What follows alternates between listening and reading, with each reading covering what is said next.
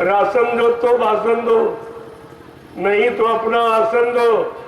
अगर बाबा जी की मौज हो गई, इन बच्चों को सिंहासन दो।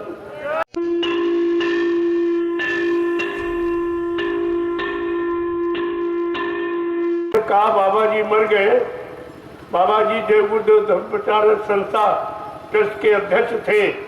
जब अध्यक्ष मर जाता है तो संस्था भंग कर दी जाती, दोबारा चुनाव होता है। न संस्था भंग न की गई, न दोबारा चुनाव किया गया। उस प्रशासन ने जबरदस्ती अपने नाते रिश्तेदार समझकर उस ड्राइवर को पगड़ी बांध के गद्दी पर बैठा दिया। ये कहाँ का नियम कानून है? आज वो प्रशासन का भी सफाया हो, वो भी साफ हो गई, धपा भी चली, तो भी चली। जिसने जिसे संतों को छेड़ा, कांग्रेस ने बाबा जी को जेल में बंद किया, आज नामो निशान खत्म उत्तर प्रदेश से।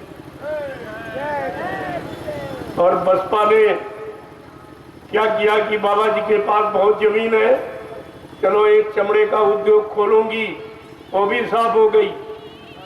और इसके बाद ये मौजूद था पूरा परिवार वहां मथुरा में, लेकिन अपने मुंह से नहीं कहा ये पुतला है, ये राज छिपाया, तो आज इसका भी सफाया हो गया। अब ये एक बचा है, देखो क्या करता है, इसकी भी दे दो। मैंने तो इससे भी प्रार्थना की है, महात्मा प्रार्थना ही करते कि किसी तरह से प्रजा और राजा दोनों बच जाए, दोनों का भला हो, दोनों का कल्याण हो। महात्मा तो ये चाहते। मैंने कहा रे भाई 2024 का चुनाव स्थगित कर दिया, नहीं भारत के जनता के चिथड़े उड़ जाएंगे, न राजा बचेगा न प्रजा बचेगी, कुछ नहीं तुम्हारे पास बचेगा। इसलिए 24 के चुनाव को स्थगित कर दो। मैं प्रार्थना करता हूं आज देश की जनता की भलाई के बारे में सोचो, उसके कल्याण हित के बारे में सोचो कि तुम राजा हो, तुम्हारा प्रजा पर अधिकार है, तुम्हारे लिए कानून बना है। जा सुराज प्री प्रजा दुखारी, स्वर्ण पवस नरक अधिकारी। जिसके रात में प्रजा दुखी है वो राजा नरक में जाता है, ये रामचरितमानस कह रही है। और मैं इसलिए कह रहा हूं कि तुम श्री राम को मान रहे हो, श्री राम की जय जयकार कर रहे हो, श्री राम को आगे मुद्दा बनाए हो, तो श्री राम की के सिद्धांतों को भी तो मानो। उन्होंने क्या किया ये करके दिखाइए आप, तब माना जाएगा आप श्री राम के मानने वाले। श्री राम कहने वाला तो श्री राम का भक्त नहीं कहा जाएगा। जो श्री राम ने किया या उन्होंने जो बताया, जो कहा, उसका पालन करने वाला सीताराम का भक्त कहलाएगा। ये छिपाने की बात मत करो, नहीं तो बहुत सजा पाओगे। इन धार्मिक शक्तियों को अपने स्वार्थ का मुद्दा मत बनाइए, नहीं कुदरत की तरफ से भारी सजा मिलेगी। बात में आप मत कहना किसी ने बताया, कोई तो नहीं बता रहा, लेकिन मैं तो बता रहा हूँ। मैं आपके हित में कह रहा हूँ, आपके भले कल्याण के लिए कह रहा हूँ। ना मानो तो तुम जानो, तुम्हारा काम जानो, लेकिन ये नहीं कह सकते किसी ने बताया नहीं। यही महाभारत में था, किसी ने नहीं कहा कि अन्याय है, ये पाप है, और सब होता रहा, सब देखते रहे बैठे, किसी का मुंह नहीं खुला। लेकिन कोई न कोई तो सत्य कहने के लिए रहता है, क्योंकि सत्य का बीज कभी निर्बीज नहीं होता। उस समय भी कहने वाला था महात्मा विदुर, उसने कहा था अधर्मी राजा के राज्य में मैं काम नहीं, इसका राज्य बिल्कुल पापमय है, और मतलब यानी सबको दुख देने वाला, सबको कष्ट देने वाला, इतनी हिंसा होगी, हत्या होगी कि तुमको रोने के लिए आंसू कब पड़ जाएंगे। सब कुछ बताया, जब नहीं माने तो महात्मा विदुर ने इस्तीफा दी कि मैं ऐसे अधर्मी राजा के राज के काम न करूं, वही बचा, बाकी सब मारी। तो अपने को बड़ा बड़ा कहते थे, भीष्म पितामह गुरु द्रोणाचार्य, यानी कोई बात की बात। सब ये समय का इतिहास है, वो तो द्वापर का था, अब ये कलयुग का इतिहास। तो बाबा जी ने कहा मैं कलयुग का इतिहास बनाऊंगा, ऐसा कोई सृष्टि में है जो कलयुग का इतिहास बना दे। उन्होंने तो चैलेंज के साथ कहा मैं कलयुग का इतिहास बनाने आया हूं, ऐसा इतिहास बनाऊंगा जो भूते न भविष्यति। सतयुग त्रेता द्वापर के लोग अपने अपने युग का इतिहास पढ़ना भूल जाएंगे। मैं इसी भारत भूमि पर ऐसा चमत्कार करके दिखाऊंगा जिसको हिंदुस्तानी नहीं सारा विश्व नमस्कार करेगा।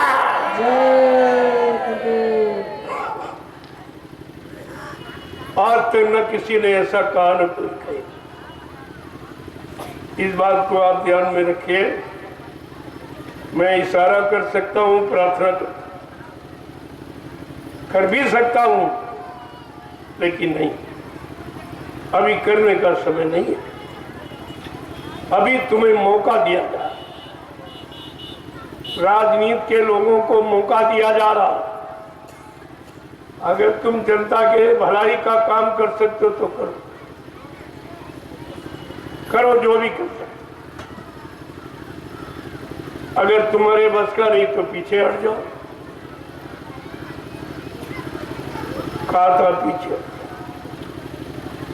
क्योंकि जनता की आवाज अब लगने ही वाली है। अभी तो ये समझ नहीं पा रही, जब आंसू गिराएगी तब आवाज मुंह से निकलेगी।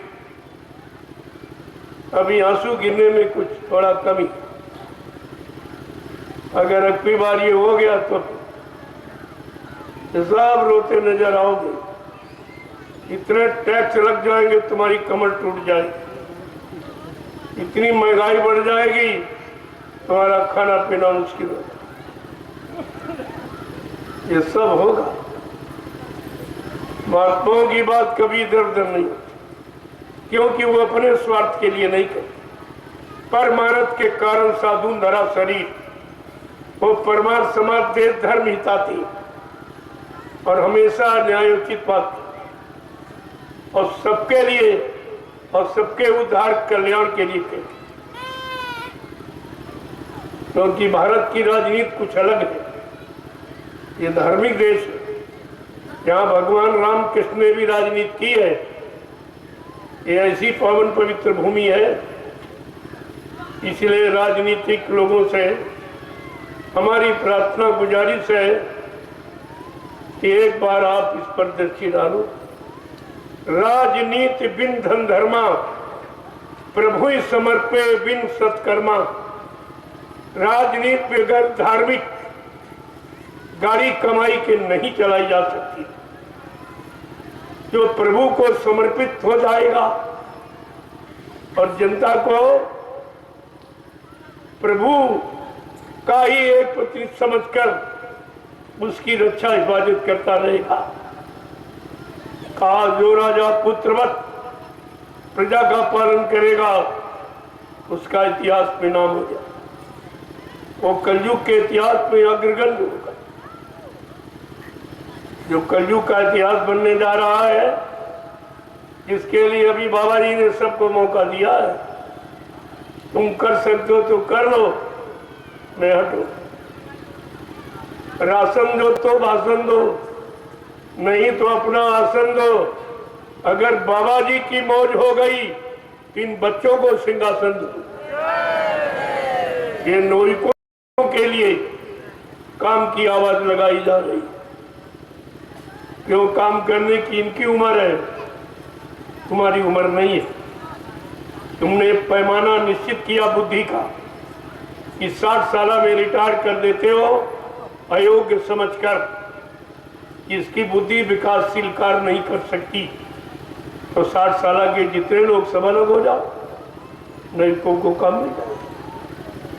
तुम अपने बनाए नियम को नहीं मानते हो, तब 60 साल का नियम आपने निश्चित कर दिया, ये बुद्धि का पैमाना निर्धारित कर दिया कि 60 साल में मानव की बुद्धि विकासशील कार्य नहीं कर सकती। अच्छी बात है। तो 60 साल में क्या राष्ट्रपति हो, प्रधानमंत्री हो, मुख्यमंत्री हो, राज्यपाल हो, सांसद, विधायक, कोई भी हो, सबको रिटायरमेंट ले लेना चाहिए। इसमें जनता का भला है। अगर तुम कानून को नहीं मानोगे, तुमने बनाए, तो भारत की जनता पर से अपने कानून नहीं बनवा सकते, कोई नहीं मानेगा। फिर क्या होगा? जन क्रांति हो जाएगी, जन क्रांति। ये बड़ी खतरनाक है। और बाबा जी ने पहले ही आपसे कहा था प्रार्थना के रूम में, होगी जन जन में क्रांति, हम तुम्हें दिखा देंगे। सब लोग लड़ेंगे आपस में, हम तुम्हें दिखा देंगे। भाई भाई लड़ जाएगा, पिता पुत्र लड़ जाएगा, पति पत्नी लड़ जाएंगे, राजा रैयत लड़ जाएगी, शिष्य गुरु लड़ जाएगा, कोई बात ही नहीं। ये बड़ी खतरनाक नीति है। लड़ाई में कोई मुनाफा नहीं होता, नुकसान ही होता, चाहे घर की हो चाहे समाज देश की। महात्मा ये नहीं चाहते, लेकिन तुम मानोगे नहीं तो फिर हो जाएगा, फिर बचेगा कौन? इस पर भी विचार करो, बचेगा कौन? बचेगा साधु जन कोई, जो हरि से लौ लगाएगा। बचने वालों के लिए कहा है कोई साधु, तन मन वचन इंद्रियों को साधने वाला कोई साधु बचेगा, जो प्रभु से लो लगाएगा। जिसकी लो धन दौलत रुपए पैसे राजपाट मान सम्मान अधिकार में नहीं है, जो प्रभु से लो लगाएगा वो अपने आप को बचा लेगा। बाकी तो बचना बड़ा मुश्किल हो जाएगा। ये गांव शहर कस्बे ये सब वीरान हो जाएगी, इतने मकान खाली हो जाएंगे, कोई रहने वाला दिखाई नहीं देगा। आज आप एक एक इंच जमीन पे झगड़ा करते हो, क्योंकि तुमको अपना भविष्य नहीं मालूम कि आगे क्या होने जा रहा। इसलिए बात को समझो, समझ लोगे तो अच्छा रहेगा, नहीं समझोगे तो तुम जानो तुम्हारा काम है। लेकिन ये नहीं कोई कह सकता कि हमको बताया, चाहे राजा हो चाहे प्रजा हो, चाहे कर्मचारी अधिकारी क्यों ना हो, मैंने सबके लिए संदेश दिया और सबसे प्रार्थना रूम में कहा कि अब भी आप सही सच्चे रास्ते पर आके खड़े, सच्चाई ईमानदारी मेहनत से चरित्रवान बनकर ये सेवा कर लो। आपको अवसर मिला, समाज की, परिवार की, देश की, राज्य की सब सेवा करने का आपको अधिकार मिला। कर लोगे तो आपके लिए अच्छा है। महात्मा कभी तुम्हारे नुकसान की बात नहीं की। अब तुम न समझ पाओ बात अलग। साधु से हो न कारज हानि, साधु संत महात्माओं से किसी के काम की कभी हानि नहीं होती। वो हमेशा लाभ के लिए आते और लाभ देते रहते हैं और लाभ देते देते चले जाते। उनका अपना यहाँ कोई काम, कोई राजपाट धन दौलत। मैं तो कभी नहीं कहता मैं कोई राष्ट्रपति प्रधानमंत्री बन जाऊंगा। मैं तो पहले ही कह रहा हूं, जो आपने कानून 60 साल का बनाया, तो 60 साल में आप लोग अलग हो जाओ, सलाह दो, लेकिन काम नौजवानों को करने दो। काम करने की इनकी उम्र है, काम करने का इनका समय है, इनके पास काम करने की क्षमता और शक्ति। अगर युवा शक्ति का दुरुपयोग हो गया, वो देश स्वप्न में भी कभी तरक्की नहीं कर सकता। इसलिए आप इनको मौका दें। मैं तो 60 साल से बहुत ऊपर हूं, मेरा तो कोई नंबर नहीं है। मेरे बारे में आप कुछ मत सोचो, मुझे कुछ नहीं चाहिए। मुझे समाज की सुव्यवस्था, देश की व्यवस्था चाहिए। मैंने कहा अगर भाई तुम्हारे बस की बात नहीं है तो आप हमसे काम ले लो। मैं भी तो देश का नागरिक हूं, मैं देश का अन्न खाता हूं, मेरा भी अधिकार है सेवा का, सलाह का देने का तो अधिकार है। और नहीं भाई लोग तो आपकी बात है, जैसा तो वैसा करो, लेकिन ये नहीं कह सकते हो कि किसी ने बताया। मैं आज 28 मई 2012 से लगातार पूरे हिंदुस्तान में यही राष्ट्रीय मंच लगाकर सबको आगाह करता हूं। धर्म का विशुद्ध संदेश, सच्ची नीति और न्याय क्या, ये लोगों को बताता हूं और कराता हूं, करके भी दिखाता हूं।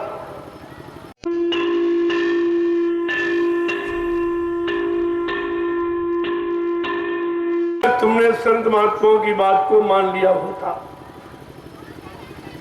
तो आज ये दुर्दिन के दिन, मुसीबत के दिन आपको देखने को नहीं मिलते। जब सतयुग में हिरण्यकशिप अन्याय, अनीति, अधर्म करने लगा, उसका बेटा भक्त प्रहलाद ने समझाया, पिताजी ये काम ठीक नहीं, ये ठीक नहीं है। प्रभु के नाम का चिंतन करो, हरि के नाम, ये मानव जीवन का सच्चा कर्म कर्तव्य। अब वो तो उल्टी बात कहता था, उसको धमकाने लगा और मार डालने की धमकी दी। लेकिन परिणाम क्या हुआ? मर गया। अच्छी सच्ची नेक भली बात जो समय की होती है, जो राजा नहीं मानता है तो हमारा इतिहास बता रहा है कि उसका विनाश। इसी तरह त्रेता में वो विद्वान ब्राह्मण रावण जो 4 वेद 6 7 18 पुराणों का ज्ञाता था, उत्तम कुल पुलस्त करनाती, शिव विरंच पूजे गो महत, इतना कुलीन ब्राह्मण था कि पुलस्त ऋषि के परिवार था, जिसने अपनी आराधना साधना से ब्रह्मा विष्णु महादेव को अपने वश में कर दिया। लेकिन समय की नेक अच्छी सलाह बात को नहीं माना तो उसका भी विनाश हो। इसके बाद द्वापर का इतिहास बता रहा, भगवान कृष्ण की बात न उसका मामा कंस माना न यदुवंशी मानी, जबकि कृष्ण ने कहा, अरे भाई मैं तुम्हारी जात बिरादरी में आया हूं, जात बिरादरी के नाते मेरी बात मान लो। तो यदुवंशी क्या कहते, राजा जात का ग्वाला, गाय चराने वाला, माखन का चोर, तेरी बात मान लो। इतने कट शब्दों, अमर्यादित, अपना अपमानित शब्दों से कृष्ण को मजबूर कर। तो 18 दिन की एक लीला, एक खेल खेला किसने, 56 करोड़ का सफाया।